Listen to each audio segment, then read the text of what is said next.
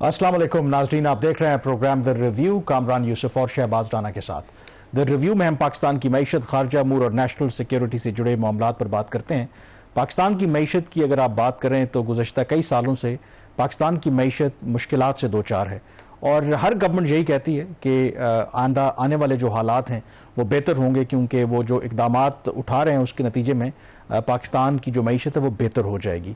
लेकिन जो इसी हफ्ते हमने देखा, जो तीन बड़ी बड़ी इंटरनेशनल क्रेडिट रेटिंग एजेंसीज हैं उसमें से एक की जो रिपोर्ट सामने आई है उसमें मुस्तकबिल की जो फोरकास्ट है रिगार्डिंग पाकिस्तान इकोनॉमी वो कोई इतनी हौसला अफजा नहीं है। यानी कि अगर आप क्रक्स देखें, उसकी हाईलाइट देखें तो अगले 10 सालों में ये कहा जा रहा है कि पाकिस्तान की मईशत की जो तरक्की है या जो ग्रो करने की रफ्तार है वो खित्ते के जो बाकी ममालिक हैं उनसे भी कम रहेगी। अब शहबाज, जो सबसे इंपॉर्टेंट बात है कि मुश्किल वक्त ऑब्वियसली आते रहते हैं और पाकिस्तान की मईशत को हमने देखा कि उतार चढ़ाव, आपको पता है, बूम एंड बस साइकिल हमें नज़र आता रहा कि कभी पाकिस्तान की मईशत बड़ी अच्छी तरक्की करती रही और फिर एकदम से उसमें डिक्लाइन आया। लेकिन ये जो लेटेस्ट रिपोर्ट आई है फिच की, अगर आप उसकी हाईलाइट दो कि जो पॉलिटिकल एंगल है लोग उसको ज़रा ज़्यादा हाईलाइट कर रहे हैं, तो ये जो उन्होंने कहा है कि अगले 10 साल तक भी पाकिस्तान की मईशत एवरेज जो है वो 3.5% ग्रो करेगी। Is it based on some data, hard core evidence, या शायद जो हमारा अमूमी रवैया है कि जो हमारी इस वक्त जो भी गवर्नमेंट्स आती हैं, जो उनकी अप्रोच है टुवर्ड्स करेक्टिंग द इकोनॉमी, उसकी बेस के ऊपर उन्होंने असेस किया है? देखिए, जब इस तरह की इंटरनेशनल जो फर्म होती है जिसकी अपनी क्रेडिबिलिटी है, ऑल्दो इनके ऊपर भी एक बड़ा एक सीरियस क्वेश्चन आया था जब 2008 का फाइनेंशियल क्राइसिस आया था, तो इन क्रेडिट रेटिंग एजेंसीज की तरफ से जो रिपोर्ट्स दी गई थी वो कोई इतनी पायदार रिपोर्ट नहीं निकली और पूरी दुनिया को क्राइसिस ने फिर इवेंचुअली हिट किया था। बट हैविंग सेड दैट, तीन बड़ी क्रेडिट रेटिंग एजेंसीज आपने जैसे बताया, एक मूडीज है, एक S&P और तीसरी ये फिच है। इनकी रेटिंग्स की इतनी अहमियत होती है कि उसकी बेस के ऊपर किसी भी मुल्क को इंटरनेशनल मार्केट से जो कर्ज है वो मिलता है, किस रेट पे मिलता है वो इनकी रेटिंग्स डिटरमाइन करती हैं। जैसे जैसे पाकिस्तान की जो क्रेडिट रेटिंग है वो नेगेटिव है, आउटलुक भी नेगेटिव है, CAAA1 इनकी जो है वो रेटिंग है, जिसका मतलब है कि अगर आज पाकिस्तान कर्जा लेना चाहे आलमी मार्केट से तो उसको 13-14% इंटरेस्ट रेट से कम वो कर्जा नहीं मिलेगा। इतनी बुरी रेटिंग। यही एजेंसी अगर हमारी रेटिंग को इम्प्रूव कर दे, हमें पॉजिटिव आउटलुक दे दे, तो हम शायद 8-9% पे कर्जा लें, तो इस हद तक इनकी अहमियत होती है। फिर ये जो रिपोर्ट्स तैयार की जाती हैं ये सिर्फ उस कंट्री के लिए नहीं होती, जो इसके इन्वेस्टर जो इनके होते हैं, रिलेशनशिप्स होते हैं, क्लाइंट्स होते हैं, उनके लिए भी ये रिपोर्ट्स जाती हैं। और अगर इस रिपोर्ट को भी आप देखें तो इनके क्लाइंट की ही तरफ, उसमें जहाँ से ये रिपोर्ट लीक हुई है, क्लाइंट जो है उसको इन्होंने रिपोर्ट भेजी थी, जो डिटेल रिपोर्ट 75 पेज की है। जो इसका जो क्रक्स है सारी रिपोर्ट का, जो आपका सवाल था कि क्या ये एक ऐसे हेरसे है या बस उन्होंने बात कर दी, मुझे लगता नहीं, क्योंकि हर एक जो इंपॉर्टेंट आपका मैक्रो और माइक्रो टारगेट है वो 75 पेज की रिपोर्ट के अंदर डिस्कस हुआ है। और उसका जो निचोड़ है वो ये है कामरान कि जो इनका ऑपरेटिव एक सिर्फ इकोनॉमी की हद तक वो जो बात कर रहे हैं, बाकी पॉलिटिकल बड़ा इसके अंदर एक वो क्या कहते हैं मसाला काफ़ी ज़्यादा उन्होंने डाल दिया है। वो ये जो इनका ऑपरेटिव जुमला नाज़िम वो ये कि we expect that Pakistan economy will underperform its key regional peers over the coming 10 years. और ये 10 साल की बात करें, 2023 से लेकर 2033 तक की growth in the country will average just 3.5% over the 10 years, about half of the pace of growth in Bangladesh and India. ये मतलब जो इस वक्त भारत और बांग्लादेश में जो तरक्की की रफ्तार होगी अगले 10 साल में, पाकिस्तान में उसकी में जो इसकी ग्रोथ उससे आधी होगी। और जो एवरेज रेट ये बता रहे हैं 10 साल का वो 3.5% ग्रोथ का है। पाकिस्तान की पॉपुलेशन ग्रोथ जैसे हम पहले कई दफा बता चुके हैं 2.6% है। और अगर पाकिस्तान ने बेरोजगारी में, गुर्बत में कमी करनी है तो उसको 7% से लेके 8% तक सालाना ग्रो करना है। और यहाँ पे ये रिपोर्ट बता रही है कि 3.5% एवरेज रेट रहेगा। और अगर इसका ब्रेकअप भी कामरान अगर आप देख लें, किसी भी साल में जो ग्रोथ है वो 4% को हिट नहीं कर रही। तो 10 साल का उन्होंने ब्रेकअप भी दिया हुआ है। इस साल का उनका नंबर है 3.2% का, फिर 3.8%, 3.8%, 3.7%, कम हो जाता है उसमें 2028 में जाके इसी लेवल पे रहता है ये 2033 तक। यहाँ पे ये इंप्रूवमेंट नहीं देख रहे। उसका रिजल्ट क्या निकलेगा? वो कह रहे हैं कि चूंकि पाकिस्तान और इंडिया का एक आपको पता है कंपैरिजन भी होता है, 2019 में जो जीडीपी पर कैपिटा पाकिस्तान की थी वो इंडियन जीडीपी पर कैपिटा के 71% के बराबर थी। वो कह रहे 2033 में बजाय ये बढ़ने के लेवल को इंप्रूव हो, ये जीडीपी पर कैपिटा जो पाकिस्तान की है वो इंडियन जीडीपी पर कैपिटा के 51% के रह जाएगी। तो ये एक बड़ी ही एक अलार्मिंग फाइंडिंग है और ये तसलसल उस चीज का होगा जो हम बहुत सारी policies, economic policy under the IMF program भी इंप्लीमेंट अच्छा, इसमें मैं जो इसीलिए आपसे पूछा कि क्या ये किस बेस के ऊपर उन्होंने रिपोर्ट बनाई है, क्योंकि इशू इसके अंदर ये है कि हम ऑब्वियसली एक प्लान कर रहे हैं कि पाकिस्तान की मईशत को रिवाइव करना है, और आपको पता है कि वो SIFC हो या जो बाकी इनिशिएटिव्स हों, फिर CPEC की हम बात करते हैं सेकंड फेज की। तो इसका मतलब है कि अगर फिच की रिपोर्ट को सामने रखें तो क्योंकि अगर तो पाकिस्तान के अंदर जो हम एक्सपेक्ट कर रहे हैं कि सऊदी अरब से, UAE से या चीन भी बड़े पैमाने पर सरमायाकारी करता है, तो उसके नतीजे में तो आपके यहाँ ग्रोथ आनी चाहिए ना। और सेकंड फेज CPEC की बात करें तो उसमें जो आपके स्पेशल इकोनॉमिक जोन्स हैं वहाँ पे जो सनसेट इंडस्ट्री है यहाँ पे ट्रांसफर होनी चाहिए। तो इसका मतलब है कि फिच जो है ऐसी कोई बड़ी ड्रामेटिक शिफ्ट अगले 10 सालों में पाकिस्तान की मईशत में नहीं देख रहा, इसका मतलब है।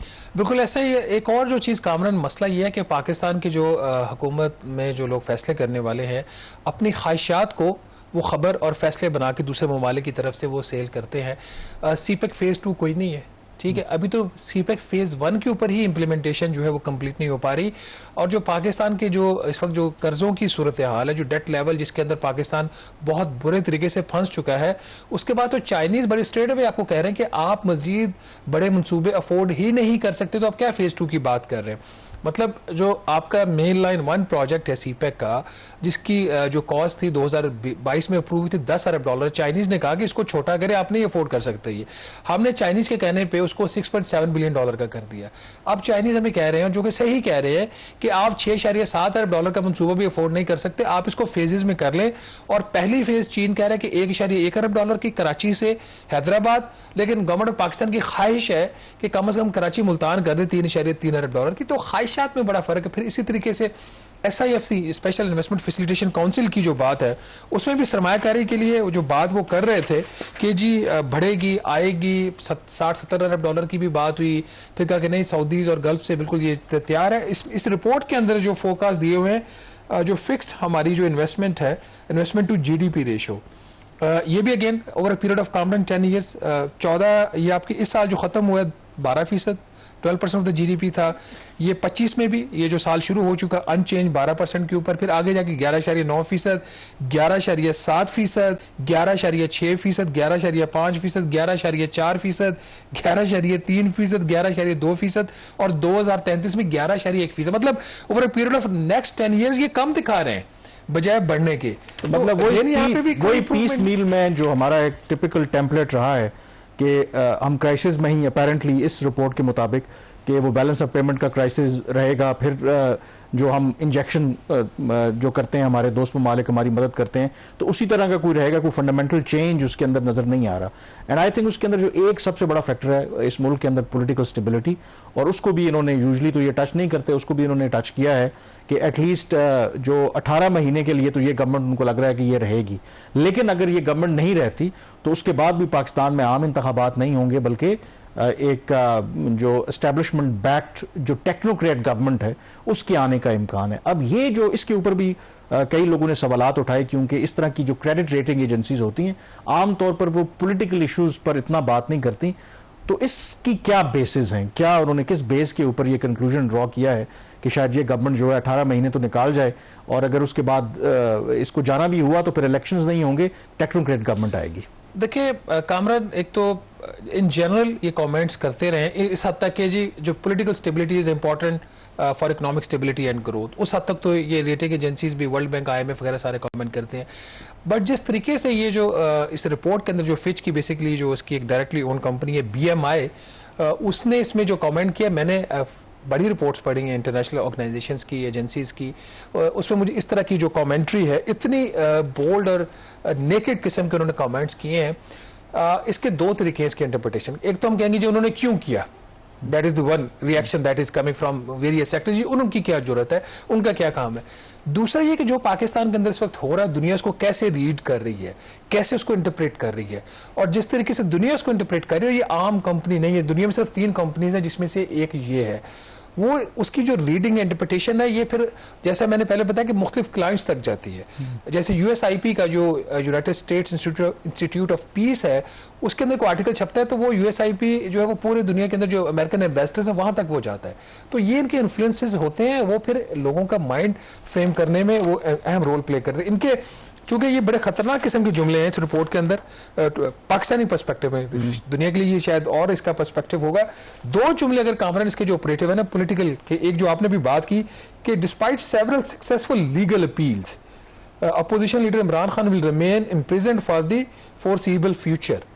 यहाँ पे पाकिस्तान के जुडिशियल सिस्टम के ऊपर उन्होंने एक सवाल खड़ा कर दिया कि एक लीडर को गवर्नमेंट ने बंद रखा, गवर्नमेंट ने या अच्छा ये जो प्रेडिक्शन थी ना वैसे इजियर है आपको, अगर आप इस वक्त मारूजी हालात देखें जो इस वक्त एस्टेब्लिशमेंट और इमरान खान के दरमियान टसल है, तो I think it's an open secret कि शायद गिवन द करंट सर्कमस्टांसेस उसके अंदर इमरान खान के लिए कुछ स्पेस बनती नजर नहीं आ रही। But no, the point is दुनिया इसको कैसे रीड कर रही है। बात आपकी ठीक है, राइटिंग ऑन द वॉल है, लेकिन दुनिया इसको कैसे देख रही है? वो जेल में रहेंगे बावजूद उनको जो रिलीफ भी मिल रही है। और दूसरा जो आगे बात कर रहे हैं जो पॉलिटिकल स्टेबिलिटी, उन्होंने ये अनरेस्ट की भी बात की है कि अनदर अगर वो इन फ्यूचर पाकिस्तान के अंदर अर्बन सेंटर्स में प्रोटेस्ट हो सकता है। और इवन के जो पिछले एक हफ्ते से दो के अब गवर्नमेंट कह रही है कि मुज़ाकरात कामयाब हो गए हैं।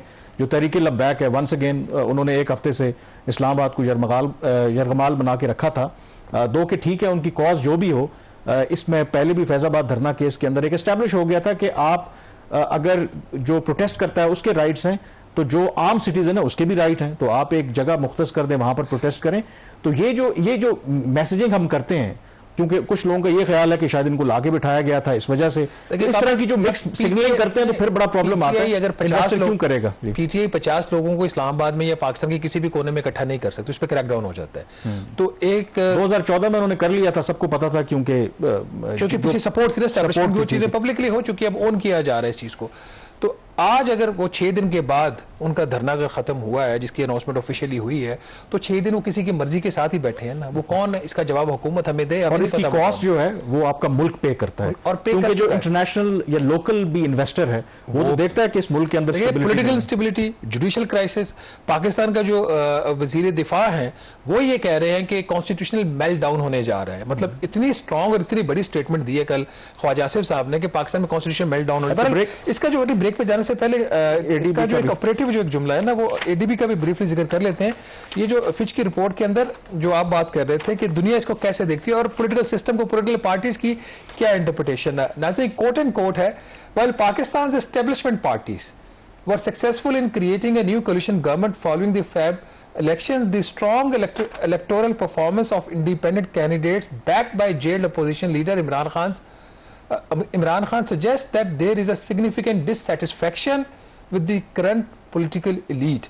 जो जुमला है इसके अंदर वो ये कह रहे हैं कि यहाँ पे तो हम कहते हैं कि PMLN की हुकूमत है जिसको सपोर्ट पाकिस्तान पीपल्स पार्टी और दूसरी तहादी जमातें कर रही हैं। फिच ने इसको PMLN पीपल्स पार्टी या कोलिशन गवर्नमेंट नहीं बोला, वो बोल रहे हैं कि वाइल पाकिस्तान एस्टेब्लिशमेंट पार्टीज, तो ये जितनी भी हमारी पॉलिटिकल पार्टी जो इस वक्त इक्तदार में है उनको एस्टेब्लिशमेंट की पार्टीज लेबल किया है फिच ने अपनी रिपोर्ट में। बहरहाल अब हुकूमत कामरान इसके ऊपर को कमेंट देती है या नहीं, मेरे ख्याल ब्रेक पे चलते हैं। लेकिन ADB की भी एक रिपोर्ट आई है, उसके अंदर उन्होंने ज्यादातर उनकी जो कमेंट्री है वो महंगाई के हवाले से ही है कि जो इन्फ्लेशन रेट है पाकिस्तान में इस साल भी वो 15% रहेगा। हुकूमत का हदफ 12% का था, इसका मतलब है महंगाई एक दफा फिर हुकूमत के कंट्रोल में नहीं रहेगी। और लास्टली जो डेट वो GDP रेशियो जो पाकिस्तान के ऊपर बढ़ते हुए कर्जों का बोझ है, वो फिच की रिपोर्ट में भी उसकी जो अच्छी पिक्चर पेंट नहीं हुई, बल्कि फिच ने तो दिखाया हुआ कि इस साल भी उसका जो लेवल होगा 78% ऑफ द GDP होगा, जबकि जो ADB की रिपोर्ट है उसमें ये जो लेवल है वो 70% ऑफ द GDP दिखाया हुआ है। इकोनॉमी के ऊपर हमारी डिस्कशन जारी रहेगी, यहाँ पे छोटी सी ब्रेक लेंगे और ब्रेक के बाद जब वापस आएंगे तो बात करेंगे पाकिस्तान और IMF का जो नया मुआहिदा है, क्या उस मुआहिदे से पाकिस्तान में स्टेबिलिटी आएगी, इकोनॉमिक ग्रोथ रिवाइव होगी, या फिर जिसकी तरफ फिच ने इशारा किया है कि पाकिस्तान में एहतजाज का एक नया सिलसिला शुरू हो जाएगा। इस पर डिस्कशन करेंगे एक छोटी सी ब्रेक के बाद।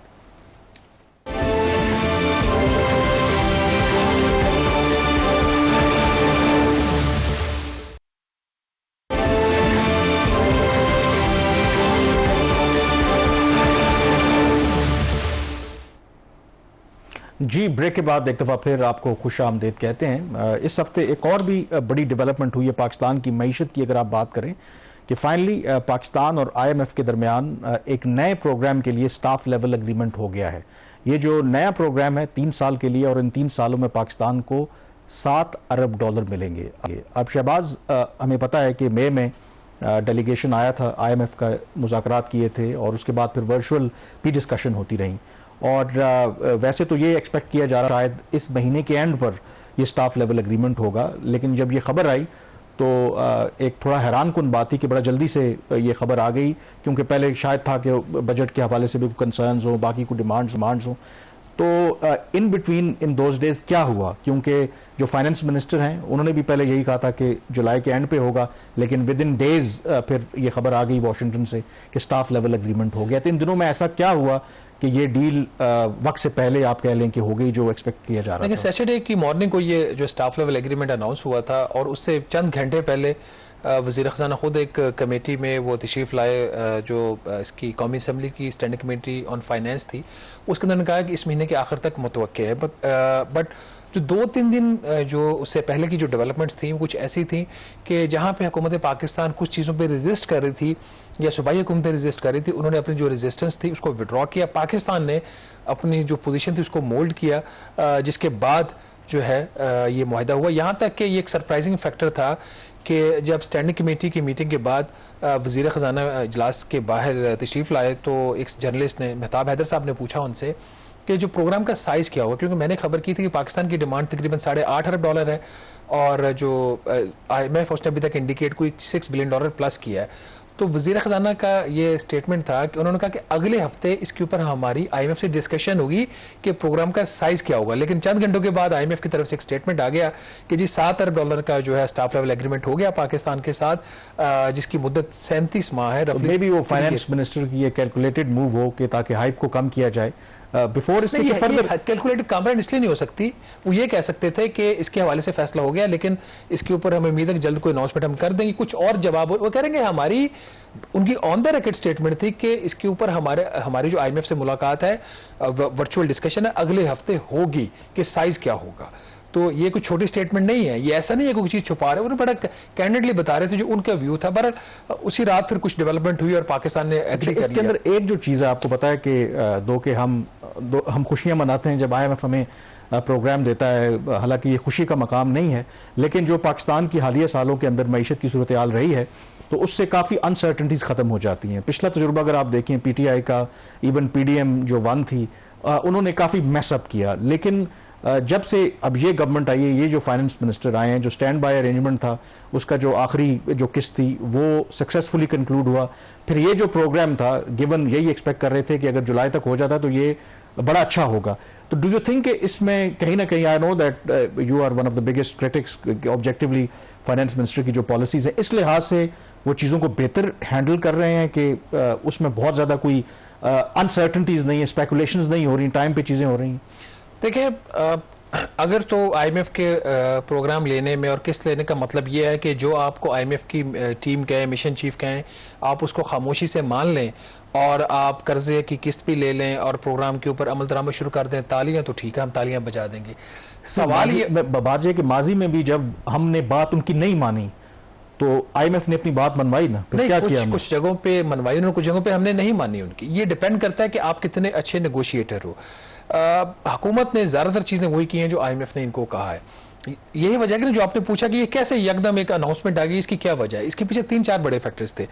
लोन साइज क्या होगा, वो बात जो है मेरा ख्याल वो मिडवे पे एग्री हुआ, वो 6+ कह रहे थे, ये 8+ कह रहे थे, 7 बिलियन पे, ऑलमोस्ट लेस देन 7 है, बट 7 बिलियन पे एक एग्रीमेंट इनका हो गया। Fine, not a bad amount for the government. फिर ये था कि एक दो बड़े एक इश्यूज थे जिसमें हुकूमत के लिए इम्प्लीकेशन भी थी। एक पाकिस्तान सॉवरन वेल्थ फंड बनाया हुआ है मैंने, जिसका हमने पिछली खबर में प्रोग्राम में भी जिक्र किया था।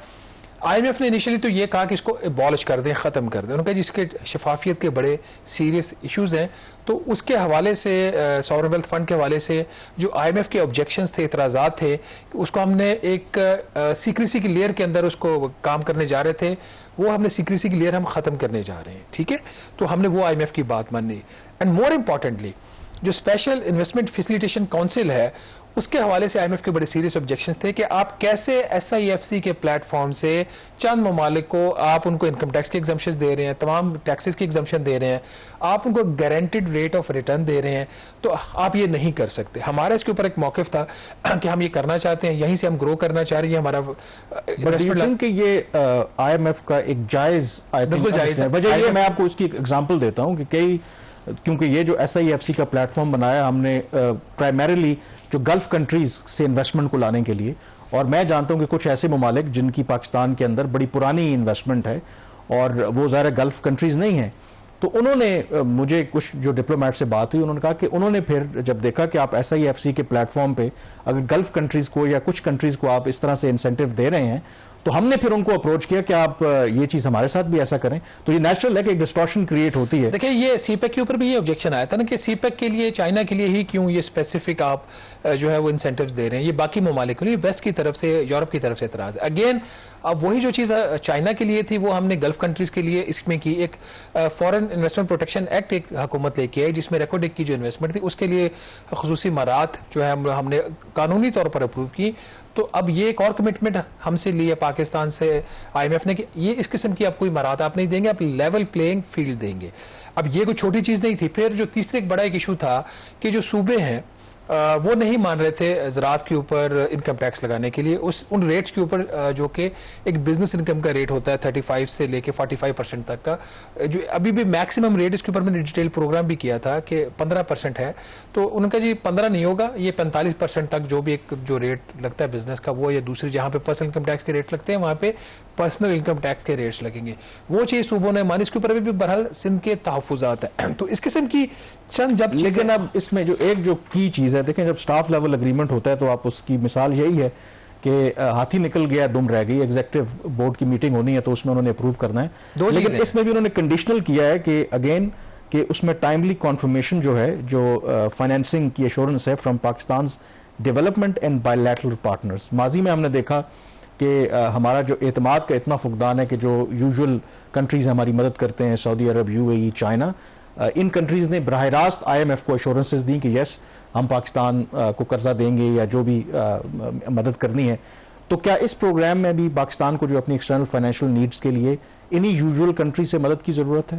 वो दो चीज़ों पे ये कंडीशनल है, ये स्टाफ लेवल एग्रीमेंट। एक तो बोर्ड का, वो तो एक फॉर्मेलिटी होती है, और दूसरा जो बायलैटरल मल्टीलैटरल पाकिस्तान के जो पार्टनर्स हैं उनकी तरफ से कितना कर्ज वो इस माली साल में और इस प्रोग्राम के अरसा में वो देंगे। जिसमें एक चीज़ बड़ी इंपॉर्टेंट होती है कि जो ऑलरेडी कर्जे दिए हुए हैं चाइना ने, सऊदी अरब ने, मुत्तहिदा अरब अमारात ने, वो वापस नहीं लेंगे। तो ये फ्रेश कमिटमेंट्स चाहिए। टाइम थोड़ा सा काबरान हमारे पास कम है, मेरे ख्याल 2-3 जो शराइत हैं इसकी जो बाकी रह गई हैं उसको गो थ्रू कर लेते हैं before going to the break.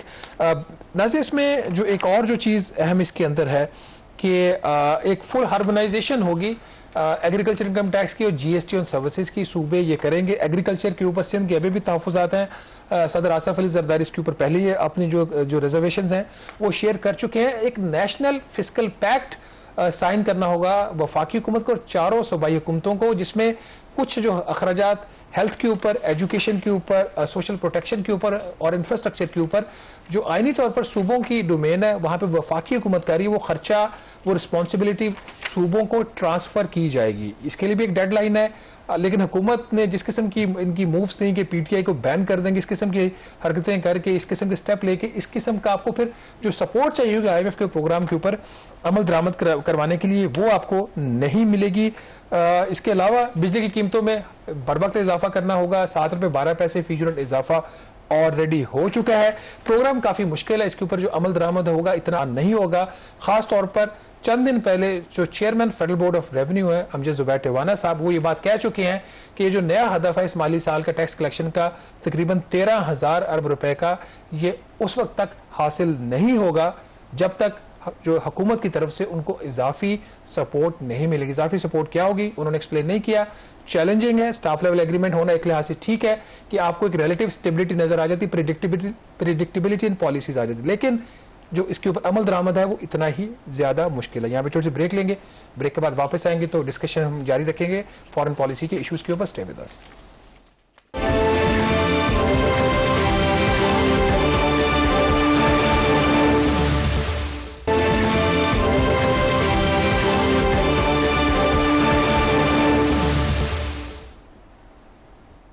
Ji, break के बाद एक दफ़ा फिर आपको खुश आमदीद कहते हैं। प्रोग्राम का आगाज़ जो हमने किया था फिच की रिपोर्ट से, जिसमें अगले 10 साल के लिए पाकिस्तान की जो मुआशी सूरत हाल है उसकी कोई अच्छी तस्वीर पेश नहीं की थी, और उसकी वजूहात भी हैं। इस वक्त अगर आप देखें तो पाकिस्तान को सियासी अदम इस्तेहकाम का सामना है। पाकिस्तान की जो इकनॉमिक सिचुएशन है, डिस्पाइट द फैक्ट कि IMF का प्रोग्राम हो गया है, स्टिल हम ख़तरे से बाहर नहीं है। और तीसरा जो उसके साथ फिर जो चीज़ें कंपाउंड हो रही हैं वो है पाकिस्तान का जो सिक्योरिटी का प्रॉब्लम है। हमने चंद साल पहले तक दहशतगर्दों को ऑलमोस्ट शिकस्त दे दी थी, लेकिन जो अफगानिस्तान में तब्दीली आई 2021 में, उसके बाद से पाकिस्तान में दहशतगर्दी के वाक़यात में ना सिर्फ इजाफा हो रहा है, बल्कि वो अब आए रोज़ उसकी जो इंटेंसिटी है उसमें भी आपको इजाफा देखने को मिल रहा है। इसी हफ्ते हमने देखा कि कम अज़ कम 2 जो बड़े दहशतगर्दी के वाक़यात हुए। एक बन्नू छावनी पर जो 10 जो खुदकुश हमला आवर थे उन्होंने हमला किया। 2 के जो ISPR का बयान है उसके मुताबिक वो उस छावनी में घुसने में तो नाकाम रहे, लेकिन जब उन्होंने खुदकुश हमले किए तो उसके नतीजे में जो एक इमारत थी वो गिर गई, जिसके नतीजे में जो 8 पाकिस्तानी जवान हैं वो शहीद हुए। फिर इसी तरह से जो DI खान के अंदर एक रूरल हेल्थ सेंटर है उसको भी दहशतगर्दों ने निशाना बनाया, और उस इनडिस्क्रिमिनेट फायरिंग में according to the official version जो 5 लोग हैं वो शहीद हुए, जिसमें 2 लेडी हेल्थ वर्कर थी, 2 बच्चे थे और एक जो वहाँ का सिक्योरिटी गार्ड था। 2 के बाकी जो 3 दहशतगर्द थे उनको न्यूट्रलाइज तो किया गया, लेकिन इस कार्रवाई के दौरान मजीद जो 2 पाकिस्तानी जवान हैं फौजी वो भी इसमें शहीद हुए। तो ये जो इंटेंसिटी हमें देखने को मिल रही है, and as usual again Pakistan ने इल्ज़ाम आयद किया, बल्कि जो बन्नू छावनी पर हमला हुआ उसकी जिम्मेदारी जो हाफिज गुल बहादुर ग्रुप है उसने कबूल की, और फिर उसके नतीजे में पाकिस्तान में जो अफगान तालिबान के जो एक्टिंग सफ़ीर हैं उनको तलब किया गया और शदीद एहतजाज रिकॉर्ड करवाया गया, और उनसे कहा गया कि वो इस सारे मामले की तहकीकात भी करें और जो लोग इसके जिम्मेदार हैं उनके खिलाफ कार्रवाई भी करें। अब सवाल उसमें सबसे इम्पोर्टेंट यही है कि क्या कार्रवाई वो करेंगे, क्योंकि हम हर तरह के दबाव डाल के भी उन पर देख लिया है, जो इकोनॉमिक इंसेंटिव्स थे हमारे पास वो भी करके देख लिया है, लेकिन अपेरेंटली जो अफगान तालिबान की हुकूमत है वो टस से मस नहीं हो रही। कामरान, आपने जब ऑपरेशन अज़्म इस्तेहकाम का जिक्र किया था तो उसमें आपने ये कहा था ख्वाजा आसिफ की स्टेटमेंट के रेफरेंस से कि इसका मकसद ये इस ऑपरेशन का कि ज़रूरत पड़ी तो फिर जो पाकिस्तान है वो अफगानिस्तान के अंदर जाके अटैक भी करेगा उन टारगेटेड जगहों पे जहाँ से ये अटैक्स पाकिस्तान के ऊपर हो रहे हैं। तो अब ये तो एक 2 बड़े ही एक ग्लेयरिंग किस्म के ये जो इवेंट्स हुए हैं, ऑल्दो इसके और बहुत सारे फैक्टर्स भी होते हैं। जिस तरीके से पाकिस्तान जो सब परफेक्ट स्टॉर्म के अंदर है, political instability, economic instability, constitutional crisis as per the defence minister, constitutional meltdown, और फिर ये security challenges, foreign policy challenges, तो उसमें इस तरह के जो एलिमेंट्स होते हैं वो तो सारे उठाते हैं, क्योंकि हमारी जो तवज्जो होती है, जो रिस्पॉन्सिबल जो इंस्टीट्यूशंस होते हैं, गवर्नमेंट्स होती हैं, वो बहुत सारे और चीज़ों के ऊपर चली जाती है। एट अ टाइम बहुत सारे क्राइसिस वो मैनेज करने की कोशिश करते हैं, जिसमें कुछ क्राइसिस तो बहरहाल हुकूमत अवॉइड भी कर सकती है, उसके सेल्फ क्रिएटेड होते हैं।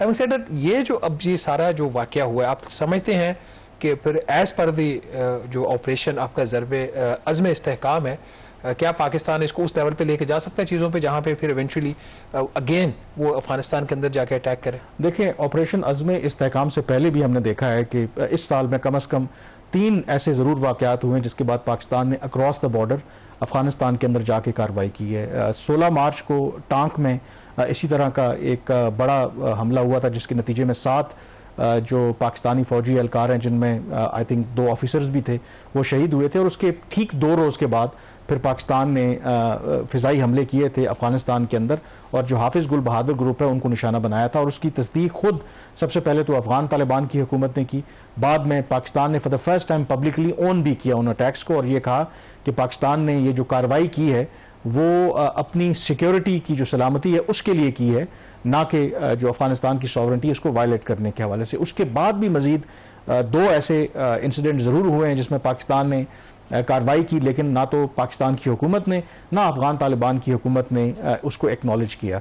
अब सवाल ये है कि ऐसा नहीं है कि पाकिस्तान ने कार्रवाई नहीं की अफ़गानिस्तान के अंदर जा कर के, लेकिन क्या जिस तरीके के अटैक्स अब हो रहे हैं पाकिस्तान के अंदर, क्या पाकिस्तान को मैसिवली कोई कार्रवाई करनी पड़ेगी और उसकी क्या इम्प्लिकेशंस होंगी?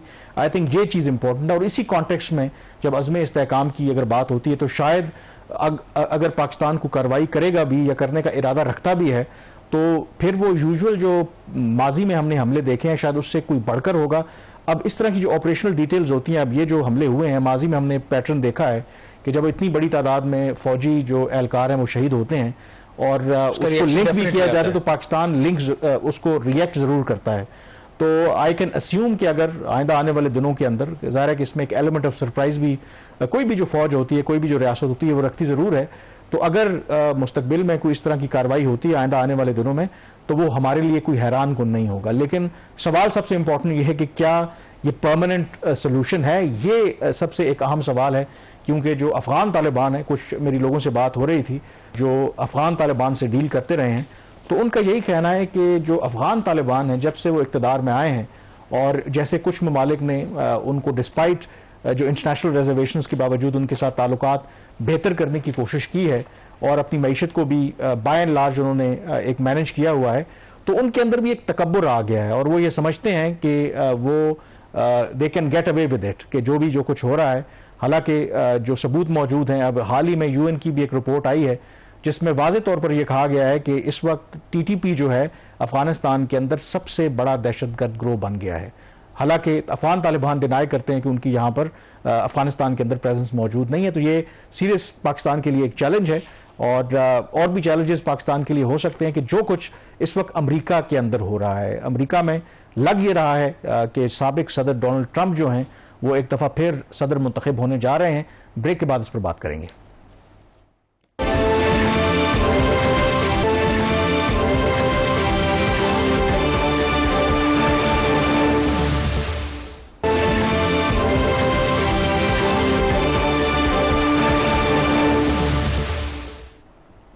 जी, ब्रेक के बाद एक दफ़ा फिर आपको खुशामदीद कहते हैं। रात गए जो रिपब्लिकन का पार्टी का नेशनल कन्वेंशन हुआ उसमें बाकायदा तौर पर जो अमेरिका के साबिक सदर हैं डोनाल्ड ट्रंप, उन्होंने बतौर सदारती उम्मीदवार अपनी जमात की तरफ से जो उनको नामजद किया गया उसको कबूल कर लिया है।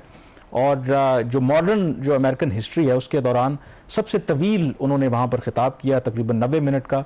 कुछ वो स्क्रिप्टेड था, कुछ वो एज़ यूजुअल जो समझा जाता है कि वो ऑफ द कफ भी बात करते हैं और कुछ फैक्चुअल एरर्स भी उसके अंदर थे। लेकिन obviously he is currently America के अंदर बहुत पॉपुलर हैं और उन्होंने जो कुछ बातें की जिसका ऑब्वियसली जब अगर वो मुंतखब हो जाते हैं तो पाकिस्तान के ऊपर भी असर पड़ेगा। जो यूक्रेन के हवाले से बाकी दुनिया में जो इस वक्त इंटरनेशनल कॉन्फ्लिक्ट्स हैं, तो बड़ा दावा किया है डोनाल्ड ट्रंप ने कि अगर वो सदर मुंतखब होकर के आ गए तो वो यूक्रेन का क्राइसिस हो, वो एशिया के अंदर तनाज़ात हों, बाकी जगहों पर जो भी इश्यूज़ हों उनको वो हल कर देंगे। और इसमें जो सबसे इंपॉर्टेंट बात है कि आपको पता है कि कई हफ्ते डोनाल्ड ट्रंप के ऊपर कातलाना हमला हुआ था, उसमें वो बाल बचे थे, उसका उन्होंने जिक्र भी किया। एंड इम्पॉर्टेंटली ये पाकिस्तान के अंदर ही नहीं है कि सियासतदान जो हैं वो मज़हब का टच देते हैं। उन्होंने वहाँ पर यह कहा कि जब उनको ये गोली लगी और जिस तरीके से वो बचे तो उनको ये लगता है कि खुदा जो है वो भी उनके साथ है। तो वहाँ पर उन्होंने ये टच दिया। एंड सबसे इंपॉर्टेंटली इस वक्त जो वहाँ पर दो के अभी इलेक्शंस के अंदर 5 नवंबर को होने काफ़ी टाइम बाकी है, चीज़ें चेंज हो सकती हैं। लेकिन एज ऑफ नाउ कहा यह जा रहा है कि इवन 2016 में भी इलेक्शन से पहले ट्रंप जब जीते थे इतनी पोजीशन स्ट्रांग नहीं थी जितनी ट्रंप की अब पोजीशन स्ट्रांग है। जो बाइडन के लिए ये इंतखाबात जीतना उसकी जो रास्ता है वो बहुत मुश्किल है। लेकिन ऑन दी अदर हैंड जो ट्रंप हैं वो क्लियरली एज ऑफ नाउ वो कहते हैं कि जो उनके इलेक्ट्रल कॉलेज हैं, जो 272 आपको चाहिए होते हैं सीट्स चाहिए होती हैं या इलेक्ट्रल कॉलेज का नंबर चाहिए होता है, एज ऑफ नाउ जो स्विंग स्टेट्स में है वो कुल मिलाकर को 330 जो वो जीत रहे हैं। तो क्लियरली ये एक हिस्टोरिक कमबैक है डोनाल्ड ट्रंप का, जिनके खिलाफ मुकदमात भी हैं, उनको सजाएं भी हुई हैं। Popularity he is on the verge of becoming US president once again. देखिए वो इसकी बहुत ज्यादा इंप्लीकेशंस तो है, पाकिस्तान में भी बड़े हल्के हैं ऐसे। उनकी ख्वाहिश है कि अगर डोनाल्ड ट्रंप आ गए तो इमरान खान साहब को भी शायद रिलीफ मिल जाए। बिल्कुल तरीके ऑल्दो कि हमारी अब ग्लोबल सीन में उस तरह इंपॉर्टेंस है या नहीं वो तो बात की बात है। बट कामरान इनकी जो मैं क्विकली कॉमेंट करूंगा, ये किसी एक अमरीकी डिप्लोमेट से मेरी बात हो रही थी तो वो बड़े हैरान भी हुए थे कि आई डोंट नो कि पाकिस्तान में डोनाल्ड ट्रंप को लेकर के लोग इतना क्यों एक्साइटेड होते हैं, कि उनका ख्याल है कि अगर वो आएंगे तो पाकिस्तान के लिए अच्छा होगा। तो आगे उन्होंने जवाब नहीं दिया। उन्होंने कहा अगर आएंगे तो फिर आपको पता चल जाएगा। तो आई थिंक वो शायद हम बहुत एक मायोपिक और एक नैरो व्यू लेते हैं। देखिए कामरान उनकी जो पिक है उसके लिए वाइस प्रेसिडेंट के लिए उनका जो प्रोफाइल है उसमें भी अगर देखें और ख़ुद जो डोनाल्ड ट्रंप की जो पहली प्रेसिडेंसी थी उसमें देखें तो प्रोटेक्शनिस्ट उनकी जो पॉलिसीज़ हैं और अमेरिका फर्स्ट जो है उनका एक जो स्लोगन भी था जिसको उन्होंने इम्प्लीमेंट करने की भी कोशिश की, इमिग्रेशन पॉलिसीज़ को टाइट किया। तो अगर उसको कॉन्टेक्स्ट में देखा जाए तो दुनिया के लिए वो जो एक था ना कि एज अ ग्लोबल वर्ल्ड जो है एक जिसको विलेज कहा जाता था, वो कॉन्सेप्ट और ज़्यादा इरोड होगा। खासतौर पर यूरोप के हवाले से अगर बाकी जगहों पे इमिग्रेशन के ऊपर कॉम्प्रोमाइज़ हुए, पिछली पॉलिसी में बहुत सारी पॉलिसी उन्होंने चेंज भी की, अब ऐसा कहा जा रहा है कि इस दफ़ा शायद यूरोप के ऊपर भी जो एक सिक्योरिटी की शील्ड है अमेरिकन। आई थिंक जो सबसे बड़ा इशू है यूक्रेन की जो वॉर है, यूरोप समझता है कि वो उनके लिए एग्जिस्टेंशियल थ्रेट है, क्योंकि जो रूसी सदर हैं व्लादिमीर पुतिन, वो यूक्रेन नहीं रुकेंगे, वो बाकी जगहों पर भी फिर एक्सपैंड करने की कोशिश करेंगे। और यूक्रेन के हवाले से जो मौक़िफ़ है डोनाल्ड ट्रंप का, वो यकसर मुख्तलिफ है। वो समझते हैं, वो कसूरवार समझते हैं यूक्रेन को कि जो कुछ हुआ उनके ख्याल में इसको अवॉइड किया जा सकता था। अब इसके अंदर जो दूसरा एक तो बात की आपने, जो वाइस प्रेसिडेंट के उम्मीदवार हैं जेडी वैंस, जो डोनाल्ड ट्रंप हैं, बड़े स्मार्ट आदमी हैं, उन्होंने जो पिक किया है, 39 साल उनकी उम्र है और उन्होंने अपनी एक किताब भी लिखी थी, मेमोयर भी लिखे थे और उस पर एक मूवी भी बनी। बड़ी गुर्बत की उन्होंने एक ज़िंदगी गुजारी, एक फैमिली स्ट्रगल थी। तो अमेरिका में भी इस तरह की जो स्टोरी है, आपको पता है कि वो बिकती है पर्सनल। तो एक तो इसके अंदर ये एलिमेंट है कि उसकी वजह से भी बूस्ट मिलेगा डोनाल्ड ट्रंप की जो कैंडिडेसी है। दूसरा जो सबसे अहम इस वक्त सवाल है कि क्या जो बाइडन जो हैं वो डेमोक्रेट्स के उम्मीदवार रहेंगे या नहीं रहेंगे, क्योंकि जो एक पहली डिबेट हुई थी उसके बाद बहुत ज़्यादा दबाव था कि उसमें वो बुरी तरह नाकाम हुए अपने आप को डिफेंड करने में, और अब उनको कोविड भी हुआ है और जो अपनी प्रेसिडेंशियल कैंपेन है उन्होंने मुअत्तल कर दी है। एंड इम्पॉर्टेंटली डेमोक्रेट्स के अंदर जो अहम उनके रहनुमा हैं वो उनको प्राइवेटली ये मशवरा दे रहे हैं कि आप स्टेप डाउन कर जाएं, क्योंकि अगर आपने स्टेप डाउन ना किया तो इलेक्शन तो शायद हम प्रेसिडेंशियल हार जाएं, जो कांग्रेस और सेनेट के अंदर हमारी मेजॉरिटी है हम वो भी लूज कर जाएंगे। कहा यह जा रहा है कि अगले 48 से 72 घंटे जो हैं दैट इज़ वेरी इंपॉर्टेंट, और मुमकिन है कि जो बाइडन इस जो प्रेसिडेंशियल रेस है उससे दस्तबरदार हो जाएं। हम इस पर नजर रखेंगे। प्रोग्राम द रिव्यू से इतना ही। कामरान यूसुफ और शहबाज राना को इजाजत दीजिए। अल्लाह हाफिज।